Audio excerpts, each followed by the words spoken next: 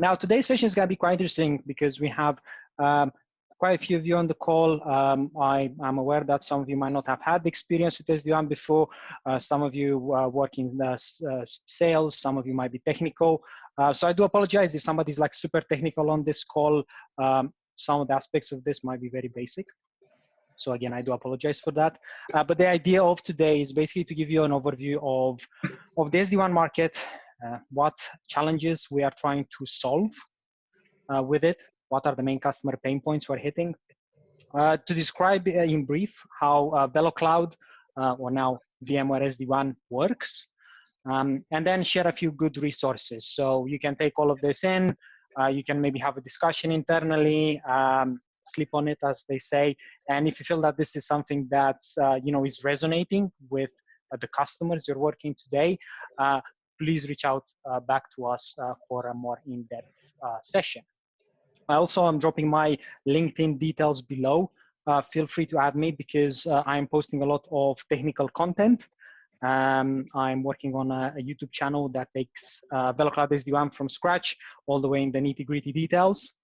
So hopefully by subscribing to that, you can have a kind of like a reference timeline, and you can discover VeloCloud SD-WAN as I did a couple of months ago.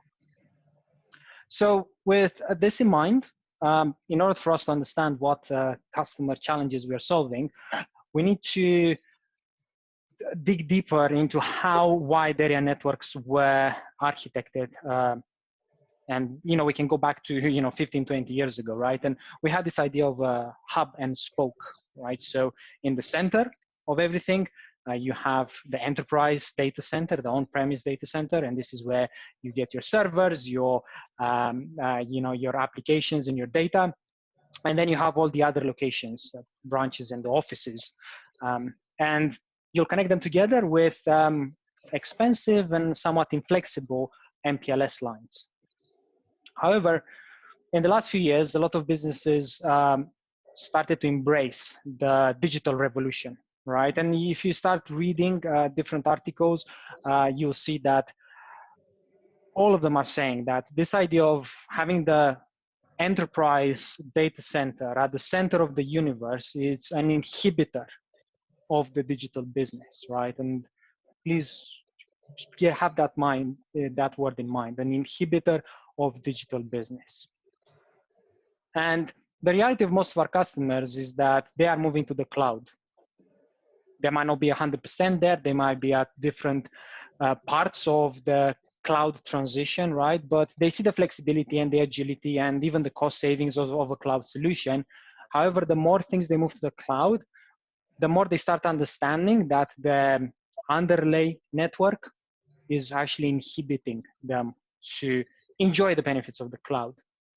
Think about, the time and effort spent to get a new application to your employees so they can work together better, like Zoom, for example, or an application that they can use themselves. Let's take a retail store, right? You give them an iPad with an application that allows their customers to customize their experience, right?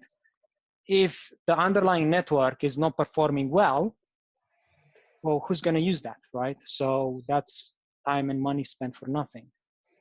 And this diagram clarifies a lot of these things, right? So we have our branch offices here. We have our enterprise data center at the core.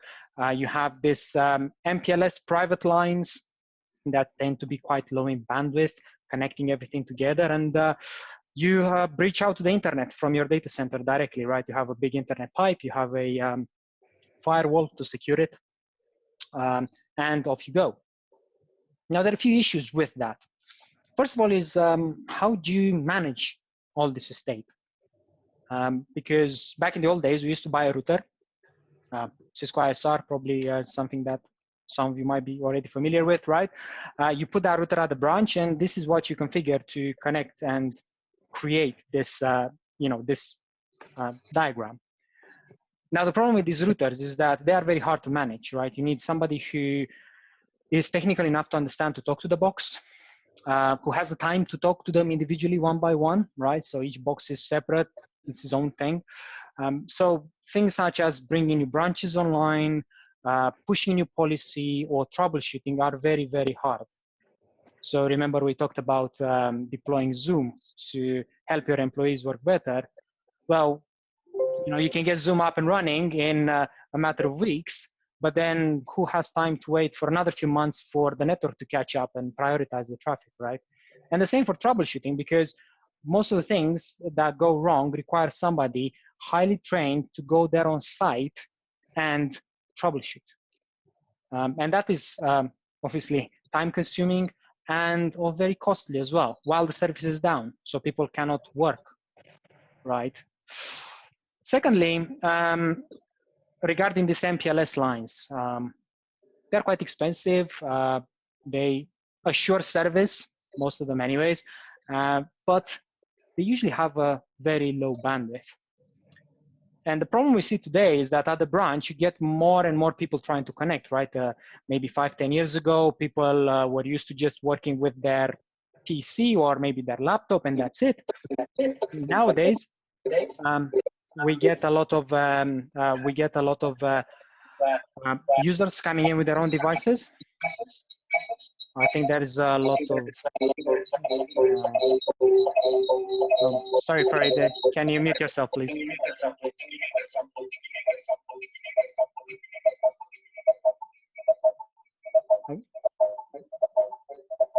I think you can mute the people leaving. There we go. Oh, yeah, that's better. That's fine. Technical difficulties from working from home, so yeah, that's fine. These MPLS lines, right, have a low bandwidth, and if we have more and more demand at the branch, which is fueled by bring your own devices, by the fact that our employees now don't just use the company device, but they have their own tablet, iPhone, etc. By the guests who, again, a few years ago didn't expect to have internet connectivity everywhere, but now everywhere you go, you'll see people trying to search for the Wi-Fi and get upset if they don't find it. And thirdly, by IoT devices, because things such as, for example, security cameras, which require a lot of bandwidth to communicate, used to have their own circuits, right, and their own connectivity, but now they're all converging on the same IP network. So you'll see that you're running out of bandwidth and you have lots of applications and users contending for the same resources. And what tends to happen is that packets get delayed or they even get dropped. And if you're doing any sort of real-time applications, or if you're trying to download the file, etc., things will go very slow if they work at all, right? So that's not a great end user experience. Also, if you think about this, most of the things that we do today are over the internet, the guest traffic, the software as a service, etc. So now what I'm doing is that I'm adding all these elements in the middle, and I'm bringing the traffic to to an on-premise data center that doesn't contain my applications or my data, and I'm spitting it all out to the internet, right? While I'm just adding extra hops in a path. I'm just making the communication suboptimal. And we also have this idea of isolated and unmanaged sites, because with this inflexibility of MPLS circuits, some of them might even take months to provision. You might even give up. You say, hey, I have a temporary construction site. By the time the MPLS circuit arrives, I should already be finished. So let's just forget about that. I cannot extend the benefits of digitalization to it. And it's the same for even home office users, right? All of us are now forced to work from home. That's a branch of one, right? Okay, we can put a client VPN there to assist with the secure connectivity to the headquarters, but if something goes wrong with the underlying network, there's nothing much the IT person can do. We're basically at the whim of the underlying connectivity. So this is where SD-WAN comes in, because we now have opportunity to take a step back and address all these elements, right? SD-WAN is not a feature. It's more of a different way of thinking and improving everything. And the basis of SD-WAN is going away from managing all these boxes, all these routers individually, one by one, via complex command line, but more going towards a unified way in which we manage and control things from a single point. And this gives us a few advantages. First of all, remember how we talked that the IT admin has just troubles every time then he needs to push a new policy or to troubleshoot. Now he can do all these functions remotely via simple intuitive UI, which is asking him, what is important for you? and what do you want me to do with the traffic, right? And he can push this policy extremely fast. Whatever, it can take him weeks or months to push a certain policy via CLI to 100 offices. With this, it can take him minutes. And even things such as troubleshooting, for example, now take far less because you have all these tools that you can access remotely. So most of the things you will be able to solve in the comfort of your own office or home, right? So you bring the service up faster. That means less money and less kind of reputation loss for the business, better end user experience, and also less cost because you don't need to take time and travel to that particular site. Secondly, we are looking at new ways of connecting all this together, right? So, okay, SD-WAN doesn't mean the MPLS is dead. That's on a customer by customer basis based on obviously what regions they are, they operate in and what applications they still have in their data center, right? What we're saying with SD-WAN is that now you have the flexibility to bring what circuits you want. Now we understand that in most areas in the world, broadband is quite cheap and somewhat reliable. 4G and soon 5G is widely spread, so it can support even the most remote offices or even things such as cruise ships or food trucks, right? And it's up to you as a customer to aggregate all that bandwidth and then choose what to do with it.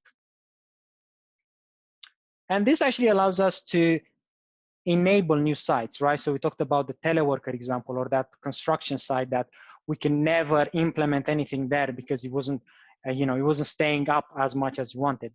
With one of these SD-WAN boxes, you can actually slot in a SIM card. You can go to your shop nearby if it's open, and you just put a SIM card in your edge and off you go. That's the only thing you need. The site is up and running, and maybe next week the broadband comes in because that's easier to provision, and off you go. You already have 2 circuits. And because we connect internet, all these sites, we do this direct internet access, all these real-time applications now have a better chance of performing because it's just far easier and faster for them to reach their destination. So there are myriad of use cases, right? When I try to distill SD-WAN, I usually look at 2 things. So if you come away from this lesson and you should remember one thing, just remember that SD-WAN is about performance and cost, right? The performance of the app, so how we manage the estate to do it faster, more efficient. And the cost, not only the cost of the circuits, because sometimes in Europe, for example, it's not such a big difference between MPLS and broadband. So if you compare just that, you might be like, I don't see the cost savings of an SD-WAN solution, right? But the cost of a network is what you pay for it in 3, 5, 7 years, right? Is the cost of that device going down, and how much does it impact you, and how much you have to pay to get somebody specialized to site to repair, and how much it costs you for that service to be down, and you not being able to take payments from your own customers, right? So the cost of the network is not just about the cost of the circuits. It's also the cost of managing the entire solution. So an SD-WAN solution actually is quite simple. And it's, in our world, in VeloCloud, VMware world, we're just talking about 3 components. We're talking about the edges. Now the edges are the ones that forward traffic between one another. You'll see one at the branch, one at the data center. This can also be the public data center, not only just your own private data center. And the idea of the edges is that they create overlays between one another. And overlay is just, a simple term for an encrypted tunnel that allows us to basically not care about what the underlying connectivity is. Whatever that's private, public, public wired, public wireless, it doesn't matter. From an edge perspective, it will try to connect with the rest of the estate. It will create that encrypted tunnel, right? Because if you're using public internet, that's a security risk. And once we have this overlay, we can then start doing interesting things. We can look at the health of the underlay, and then we can make a decision based on that. But don't worry, I'm going to come back to that later. So how do we manage all these things? Well, we manage them via the Orchestrator. So this is the simple UI that you get access to when you put your first order in, and it doesn't matter how many edges you have. You can have 10, you can have 1,000. You will be able to manage and monitor all this estate. And by default, and this is what most of our customers consume, is something hosted by VMware. right? So we take care of everything. We take care of the redundancy, the upgrades, etc. You as the end customer are consuming a cloud service. However, for certain deployments, if you are working with a customer who's very sensitive, let's think about central government agencies or the military, etc., which do not accept cloud solutions in their environment because of mostly regulatory reasons, you will be able to host this on-premise as well. We don't lead with this because obviously if the customer chooses to put this on-prem, it's an extra headache for them to manage, and even for us to help them troubleshoot in case something goes wrong. So there's lots of things that we have to do extra. But again, if you have any specific, more sensitive customers, this is an option as well. And it's something that it's not available with most other SD-WAN vendors in the market. Now, last but not least, we have the most interesting element, which is the gateway. Now, don't worry if you don't get my explanation now, because later on we will reference it and I'm going to show you a clear example of how we use the gateways, but we mainly use it for two reasons. First of all, as a controller, you see here is written controller. This basically means that every time you bring a new edge online, how will it know what to connect to? Because this overlay is done automatically, right? How does it know the actual address of the peers? Is the gateway acting as a controller that will allow all these elements to connect to one another. And this is how we can automate and simplify all that process rather than manually configuring each edge individually. When it becomes even more interesting is when you use this gateway to forward data, right? A great example is if you are doing any software as a service, right? There is no way you can put an edge in Office 365 and create an SD-WAN overlay. So by default, and this happens with most SD-WAN solutions out there, every time you're accessing a resource on the public internet, you cannot use the advantages of an SD-WAN solution to that because there's no other point in which you can create this overlay with. Now, because we host the gateways in the same points of presence as the major software as a service providers, we actually allow you to extend the benefits of SD-WAN, extend this fabric all the way to the edge of that provider. And obviously you might ask me, okay, but what advantages does this have? In the next few slides, I will show you just that. Just before we go in the advantages of SD-WAN, I wanted to let you know that there are two different ways that you can consume an edge. You can buy both the hardware and the software from us. And we see this as a perfect example for branch, small and medium data center, etc. You see there, I'm not going to go in details with different edge types, but we basically have edges all the way from the usual 200 meg branch all the way to a few gigs in a bigger data center. But you can also consume it as a software only. So if you have your hypervisor, your ESXi or KVM, you can spin multiple images and you can cluster them together. And this is something very useful, especially at the data center, when if you run out of capacity, it's basically far easier to put in a new image on the hypervisor rather than order a box, wait for it to be shipped, rack it, stack it, put the cables in, etc. We do see certain vendors and partners who actually are going on the UCPE route, Universal CPE, where they deploy this at the branch as well. So they get a microserver, they put the VeloCloud code on it to connect, to the SD-WAN fabric. They put security VNF as well to secure it, and then they put all the microservices as well. We have flexibility to do both. So if a customer wants and says, I want this hardware at these branches, I want the software at my data centers, I want some UCPs, it doesn't really matter. You can mix and match. We are very flexible. And basically, this depends on what's best for the customer. Because obviously, a UCP might be flexible in some ways, but it comes with the drawbacks that you have to supply your own server, your own licenses, you have to manage the hypervisor. So again, different customers, different requirements, and we can serve all of them.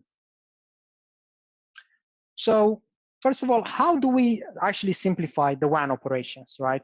And rather than show you a diagram on how the provisioning works, I'm going to show you a video, which because of some sound issues, I'll have to narrate for you, but it's just 1 minute long, so it shouldn't be a problem. But picture the way that we used to deploy these boxes, right? So you have a router, you go there on site, you are the technical guy who knows how to talk to that router. You upload the firmware on a stick, you slot the stick in, you do a command line in the router, you upgrade the firmware, then you have to configure all the router to connect to the rest of the estate, and you have to configure your out-of-band connection and all these things. And then maybe, I don't know, a day or two later, you can then go home. And that's the branch done. Let's compare this with what happens in a VeloCloud world. So unfortunately, you cannot enjoy the upbeat music here. Just imagine that's, yes, upbeat music. This lady here, she looks after the site. She's not in IT. She doesn't have like any certifications, etc. She was just told by the IT guy to expect a box with VeloCloud Edge in it. And the IT admin said, hey, can you just plug the box in? And also, there are a few cables that are marked correctly. This is like the best user case ever. I'm sure some of us did have customers who never managed to mark their cables correctly, but in this case, we have them, right?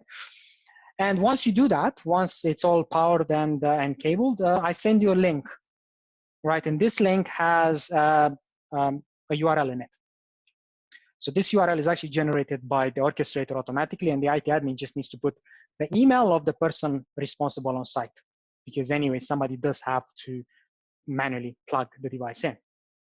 So see, the lady goes on the Wi-Fi, so she's connected to that particular edge, clicks on the link, and what happens is that now the edge reaches to the orchestrator, registers, pulls the configuration, and the latest firmware, and off it goes.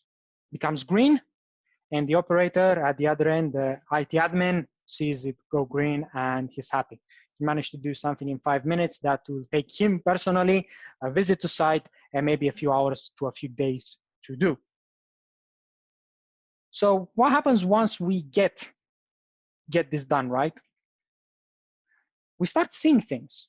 And I used to cover UK public sector for a few years as a systems engineer. And to be honest, one of the things that I always ask my customers is, do you have any visibility of what's going on in your estate? I mean, I know you keep complaining that people can't work and the experience is rubbish, but do you know what's going on? It should be the Wi-Fi. That was the usual thing, because people connect to the Wi-Fi, and that's the only thing that they think, oh yeah, it's the Wi-Fi, that's bad, right? But how would you know?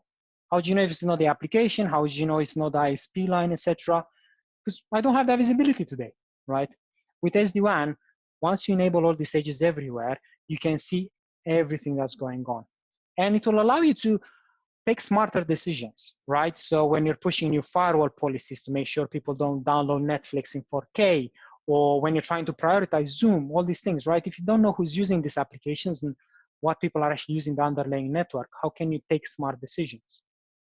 Now, this is something quite interesting for you, because on the left-hand side here, these are screenshots from our orchestrator, but on the right-hand side, these are screenshots from VRNI. Because now that VeloCloud is part of the VMware family, we're looking at clever ways to tie all the products together.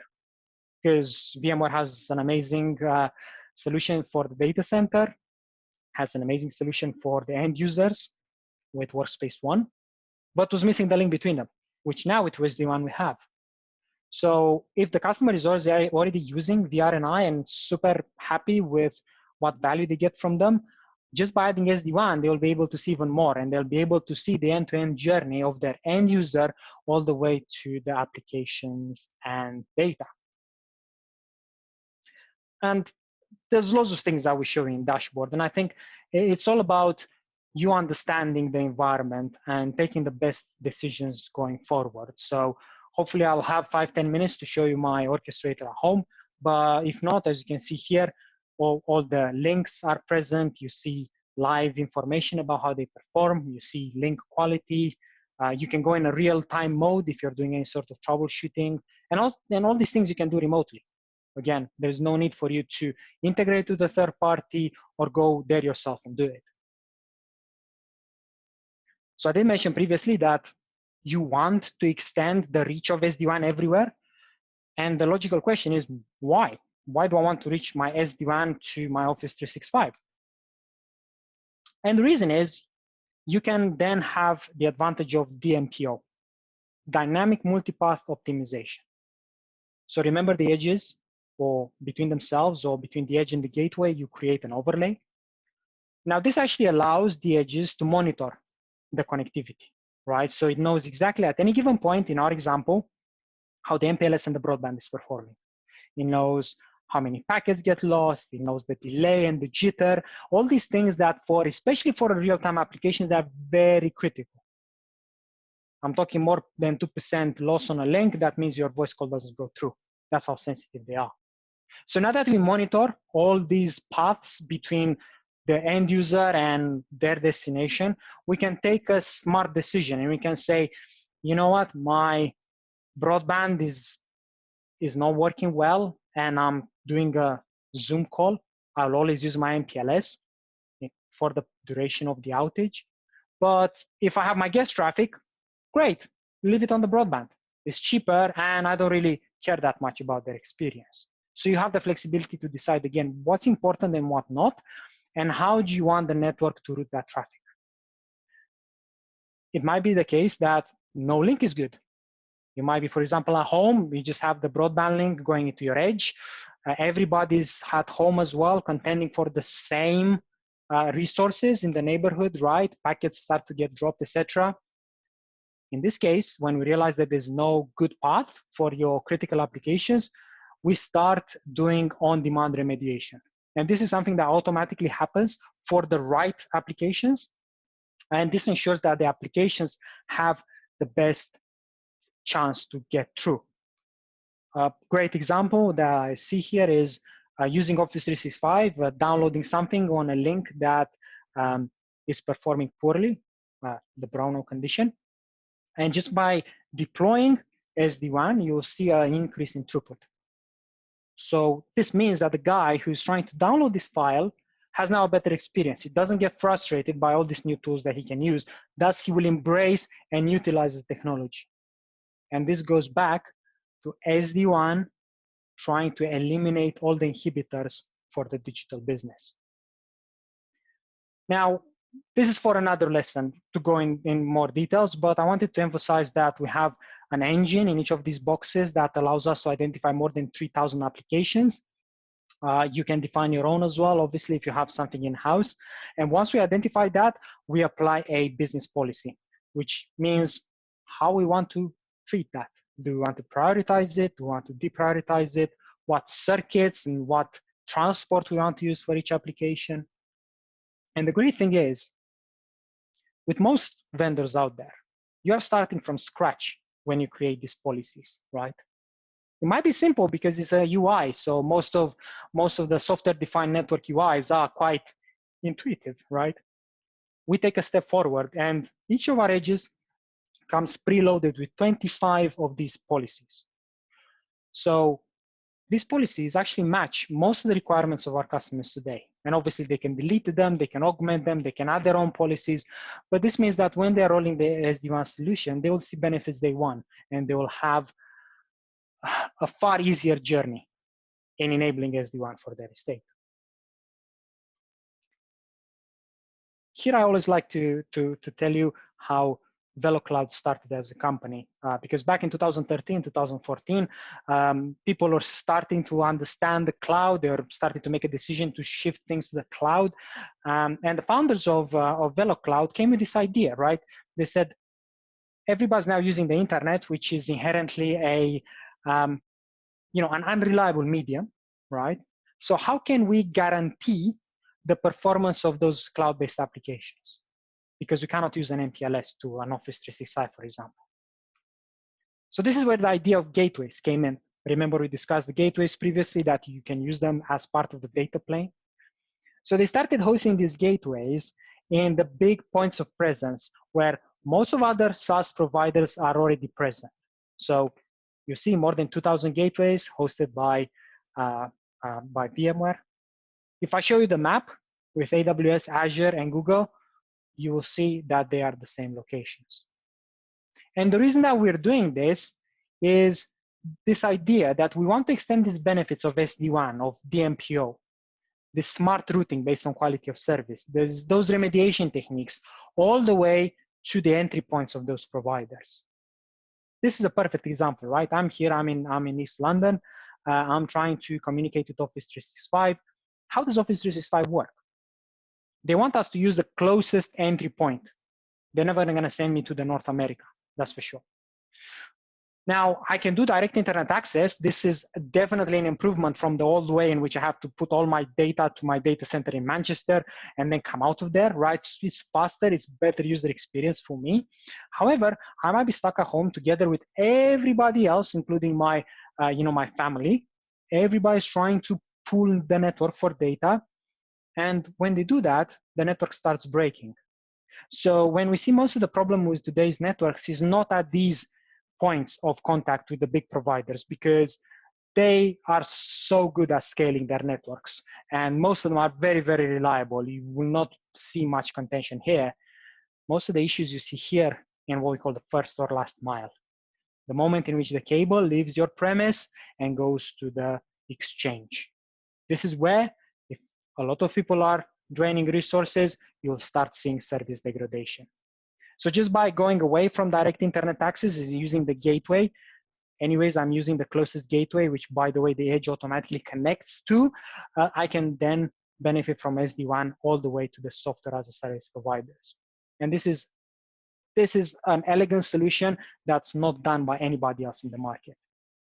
When you talk to customers, do let them know that we are managing these gateways for them. We're not asking them to go and put a server in somebody else's data center just to benefit. No, we are doing that. And by the way, if you are a partner and you are reselling your own services, right? So this might actually be your cloud, and you might be, for example, reselling parts of a private line to AWS or Azure, or you might want to backhaul all the internet traffic to do a cloud-based firewall. You can host your own gateway. So we can give you access to the code, and you can use the same easy way to connect all these branches to the gateways, but rather than connecting to the VMware gateways, they connect to yours. And this we'll call a partner gateway. Now, we also have to talk about security, because we discussed that we want to embrace the internet everywhere.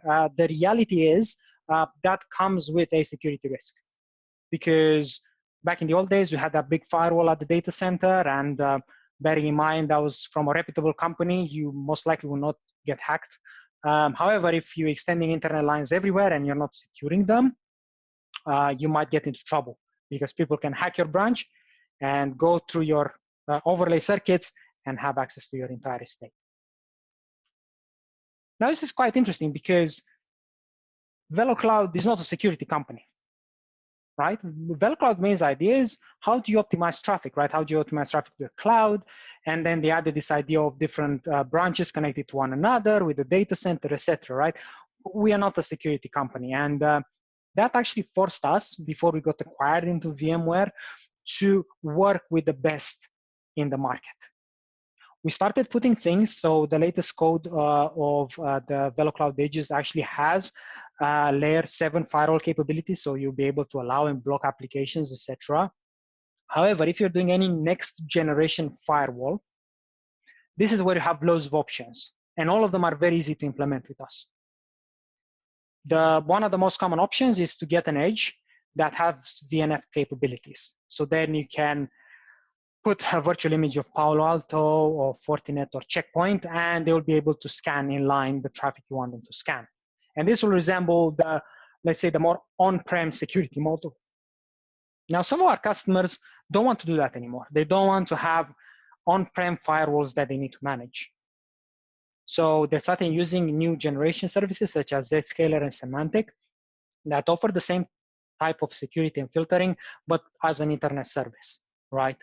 So this is where, with very simple templates, we're able to define the Zscaler entry point, the Symantec entry point, and bridge your branches together with them.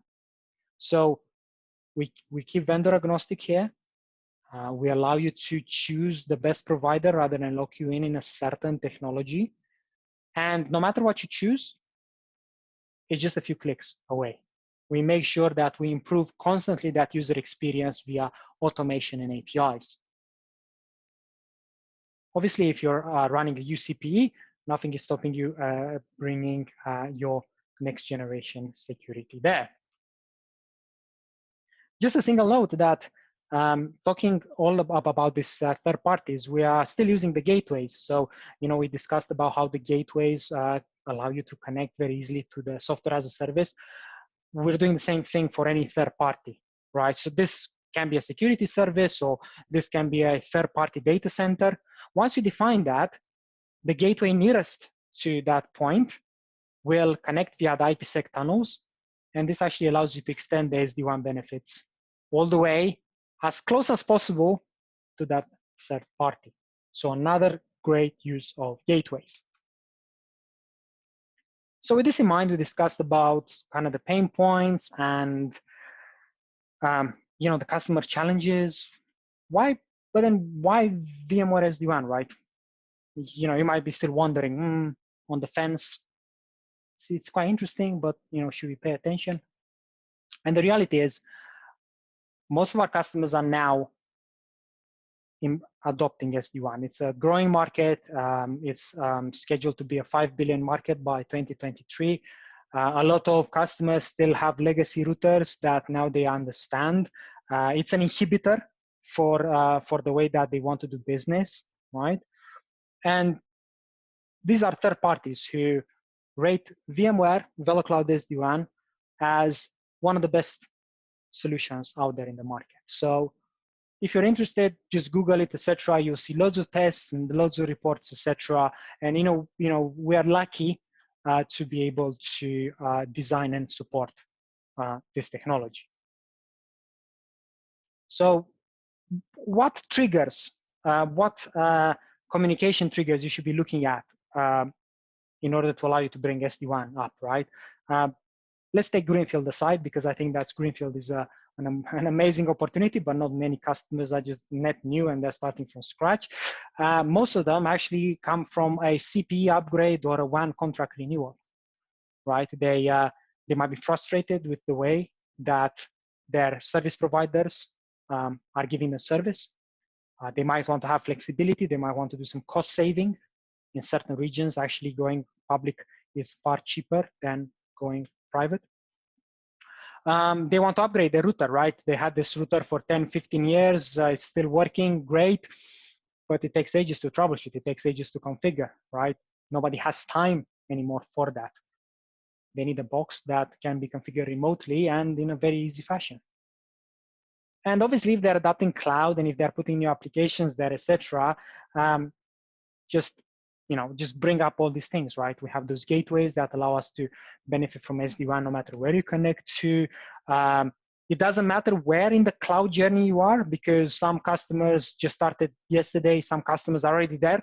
They don't even have their own data center anymore, right? It doesn't matter. The solution is flexible enough with the edges, the virtual edges, with the gateways to cater for everything, right? You do security the old way with the firewall at the branch, great, let's do that.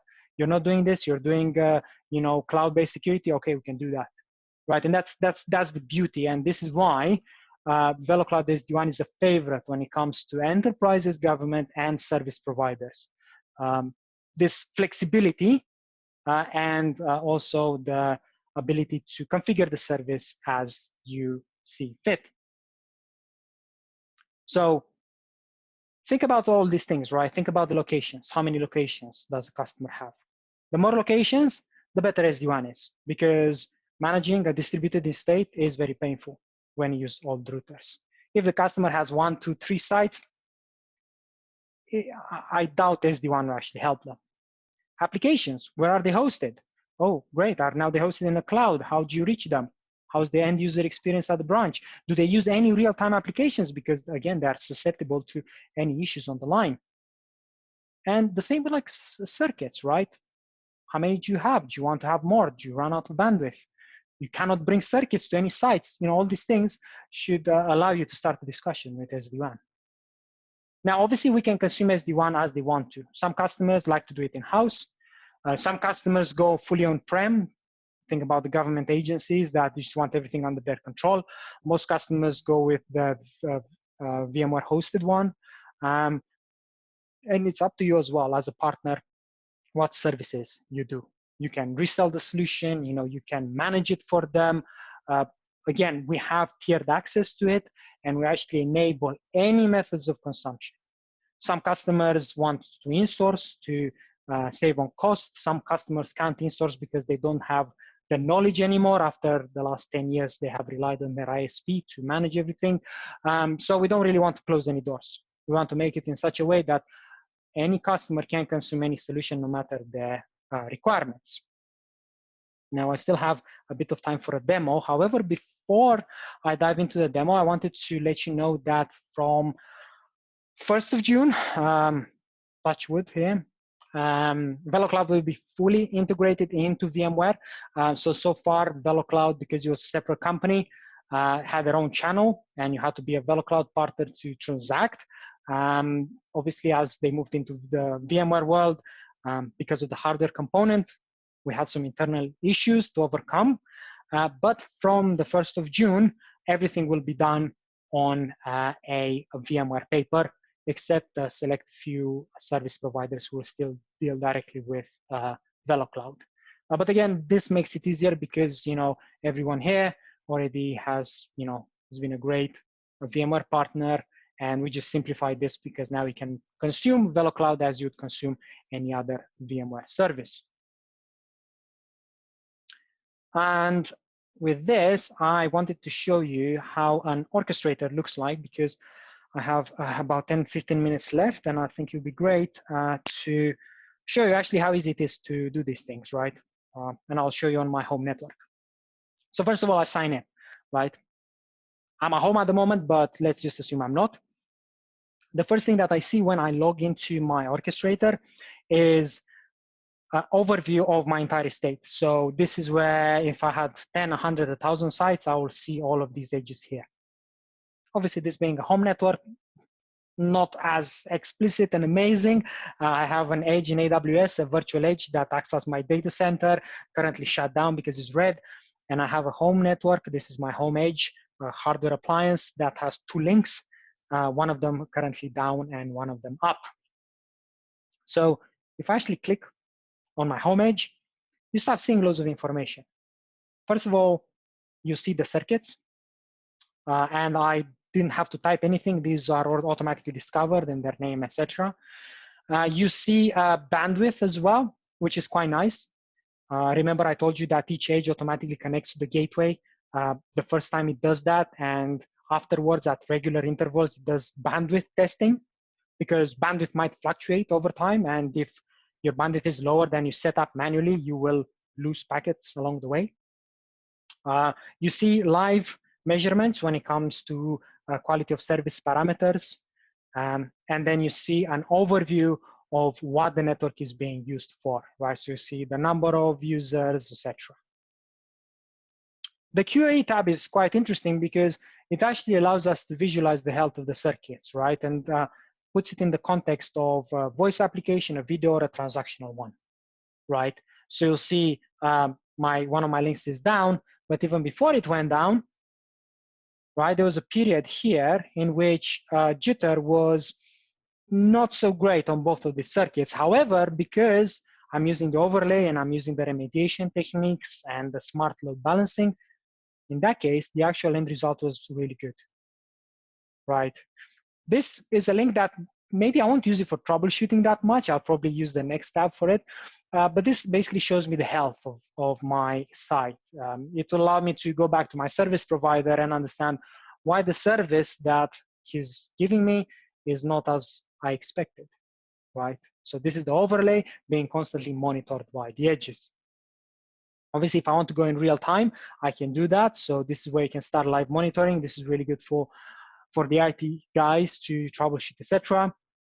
And obviously, if I want to find out more about what the network is being used for, etc., I can go inside the applications tab, inside the sources. You see here, this is my laptop. You see the operating system is already defined, etc., and also the destinations. So as you can see, a great deal of information when it comes to how the branch is being used in real time, and also a lot of historical information. Now, how easy it is to actually troubleshoot this, right? To configure this, because sounds great, but for some who are quite new to the SD-WAN world, they'll be like, oof, I don't even know where to start to configure this. It's very simple. You create a profile. So this is a template. You give it a name. You group your sites together, right? So you can have your branches, your headquarters, you have a profile for one, a profile for the other, right? Think about all the sites that kind of look similar, right? You put them under an umbrella of a profile. And then you can start configuring things for each of the profiles, right? You can configure segments. So this is basically the equivalent of a VRF. For those of you who might not be familiar with the term, this is where we can split the physical appliance in multiple virtual ones. So if, for example, you have multiple customers using the same hardware and you want to keep them separate, or you might, for example, have a PCI, a guest, and a corporate use, and you want all of them to be totally separate, you can split them in segments, right? So each segment has its own routing table and they're separate, and there is no way that the segments can talk to one another. And for each segment, I can define things such as, how do I want the site to connect to everything? Do I want to enable hub connectivity to my data center? This is my AWS Edge. Do I want the branches to connect to one another, and how I want to do so? Do I connect to a non-VeloCloud site? So this, you see, I configure the Zscaler termination, right? I configure that in my network services. And once I did that, I can now connect my edges under this profile automatically to it. And on the bottom, based on the edge type you have physical characteristics, right? So you have the ports, you have the wireless SSIDs, and then this is where you can say which ports are upstream, which ports go to the LAN, if you want to have any DHCP for them, etc., for maybe small and medium offices. Now, when it comes to the business policies, this is where you do the quality of service, right? So this is where you have all this info that DMPO provides, and this is how you act on it. And as I stated previously, most of them are already defined. So how do we do to define an application? It's very easy. Let's click on one and find out. We match and we assign an action. So we match an app, where it comes from, where is it going, what type of app it is. Let's see, Facebook Messenger, for example. I don't want to block Facebook, but I want to block Facebook Messenger. It's a great example to show you how granular we can get, right? And once we identify the app, we give it a priority. So based on that, in case there is contention on the upstream line, we guarantee a certain amount of bandwidth. So your business critical apps go to high, everything else goes to normal and low. And then also the network service. So this is where you can choose if you want direct internet access, right? So this is the regular off-the-shelf SD-WAN you can find on the market. If you want to use the gateways, this is a multipath, or if you want to backhaul the traffic. So this is where, if you have any hubs that are live and in operation, you can choose to send the traffic to the hub, and maybe there it gets inspected and thrown on the internet. And obviously, how do you want to steer, right? In my case, I have two links. I have my broadband link and I have my 4G link. You know what? If for my non-business critical traffic, I want to use my public wired, which is my broadband, as mandatory. So if that fails, I don't want the guest traffic to use my 4G, because it's more expensive and usually gets contended easier. However, if this is something business critical for me, I can make it available, or I can just leave it on auto. And leave it on auto is basically our recommendation for business critical traffic, because this allows the SD-WAN solution to use all the circuits, to route packets between them as well. So we can actually route the same flow on multiple circuits at the same time, which is a more technical discussion, which I'm not going to go into, but that gives us the advantage to utilize all the bandwidth at a particular location. And once you set this up, you click save. All the edges with the same profile will get these new policies. And this is a firewall tab in which, as I mentioned before, you will be able per segments to block or deny applications. And obviously everything can be tested and troubleshooted here. So what we do is that we click the live mode, and you will then start seeing a bunch of operations that you can do remotely. So with this in mind, just wanted to come back to my slides for a final slide before I have a look through the chat and maybe take a few questions. If you're interested to find out more, there are two resources that I recommend. The first one is the hands-on labs, because two of them are actually guided. So it's very easy to go in an Orchestrator. You can go at any time, and that takes you through everything I discussed today in a bit more detail. So just have, I'm sure you have an account hands-on labs anyways. I do my own YouTube channel in which I start building up a repository of videos that actually will allow you in order to take a solution from scratch. So I'm going all the way from discussing the benefits of SD-WAN to then discussing bit by bit VeloCloud solution as a whole, and then focus on each of the elements. It's not yet complete. I still have about 12 videos there, but I'm adding things regularly. So if you subscribe to that, you will then be able to get notified